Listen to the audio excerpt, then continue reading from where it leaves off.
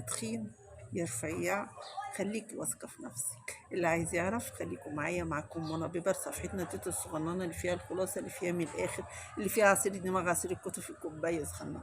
لو واحدة رفيعة ومشيت وحد قال لها يا تخينة هتزعل ولا هيفرق معاها. لو واحد طويل وماشي وحد قال له يا أزع هيفرق ولا هيفرق معاه. يبقى احنا كده نتعامل مع الكلام اللي بيتقال حوالينا علينا.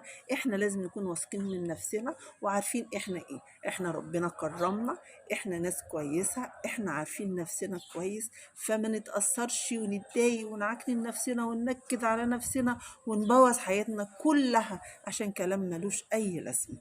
احنا واثقين في نفسنا. خليك واثق في نفسك مهما كان الكلام اللي حواليك، انت لازم تكون واثق في نفسك. زي ما احنا قلنا، لا التخينة هتزعل يقولوها يا تخينة ولا الطويل هيزعل يقولوا يا طويل.